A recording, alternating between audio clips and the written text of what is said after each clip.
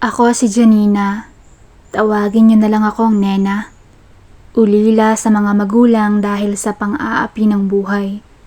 Nag-away ang mga tita ko ng mga panahon na wala pa akong nagiging desisyon at sunod-sunuran pa lang sa mga nakakatanda. Sa panahong yon, ay tinapos nila ang mga magulang ko dahil sa lupa. Buti na lang, wala ako sa bahay at inutusan ako noon nila mama na bumili sa tindahan. Pagdating ko ay talagang ligong-ligo na sila sa kulay pula. Hindi ako makaimik o makasigaw ng ilang segundo.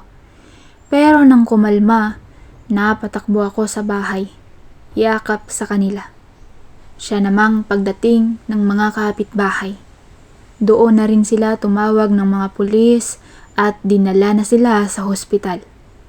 Ako naman walang ibang mapupuntahan kundi sa lolo pasyo ko. Kasi ang lola ko ay wala na rin. Doon na nagsimula ang kalbaryo ko nang maihatid sila mama papa sa hantungan. Umuwi kami ni lolo.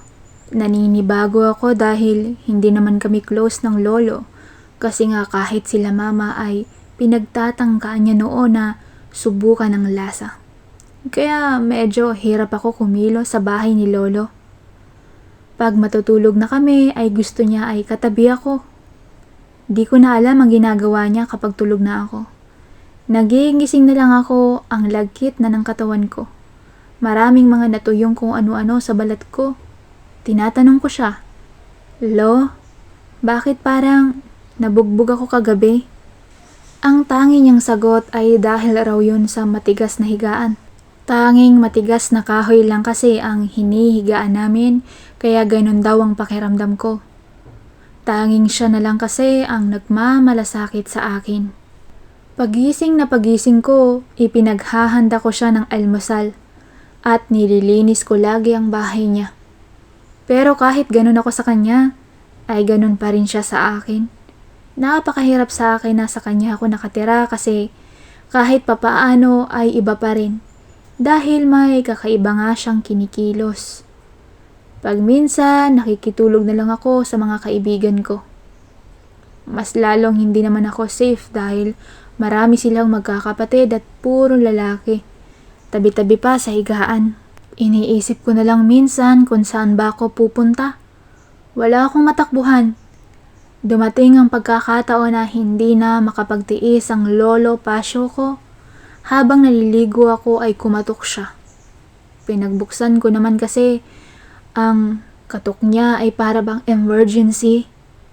Agad niyang pinigilan ang pinto at pumasok siya. Hindi ako makaimik at makasigaw, tahimik niyang sinimula ng plano niya.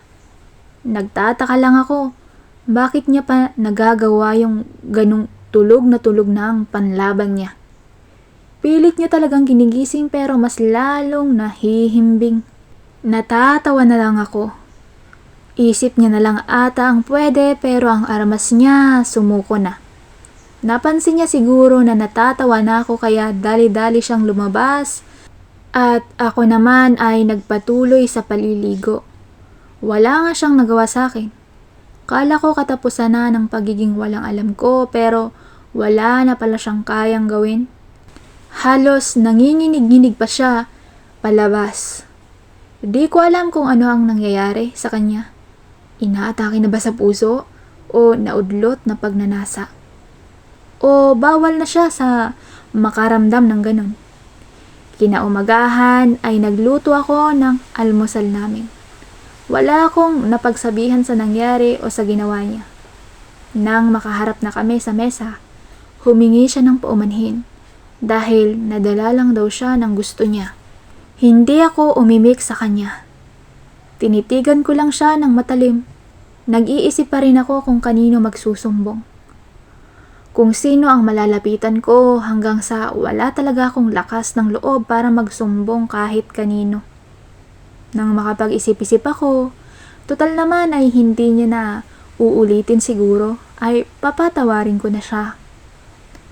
Yun pa lang, pag palampas ko sa nagawa niyang iyon ay isang daan para magkaroon siya ng lakas ng loob para ulitin yon sa akin. Paghiga ng paghiga ko bago matulog ay agad niya akong nilapitan. Naramdaman ko na hayok siya, na para bang mauubusan ng kanin. Ang biglang nabanggit ko sa kanya, "Lolo, mag-asawa ka na po ulit. Huwag niyo naman akong ginaganito." Natigilan siya at para bang naawa sa akin. Marunong din naman pala makinig si Lolo. Umalis siya at nagpunta sa isang aliwan. Di ko alam na pati sabi ko na mag-asawa siya ay susundin niya. Pag uwi niya kinabukasan ay dala-dala niya ang isang babae na ubus na rin ng tanda. Tinanong ko agad siya, "Lolo, sino yan?" "Si Margaret, iha. Mula ngayon, makakasama na natin siya dito." Sa unang araw ay mabait lang siya. Pero sa mga sumunod na araw, ay para ng layo na umuungal itong si Margaret. Bawat hakbang ko ay may pagmamando niya. Kung dati ay nagagawa kong mag-isa lahat ng gawaing bahay, ngayon ay nandadagdagan niya pa at bawat kilos ko ay pinapagalitan ako. Naiisip ko na lang, napaka-miserable naman ang ganap sa buhay ko.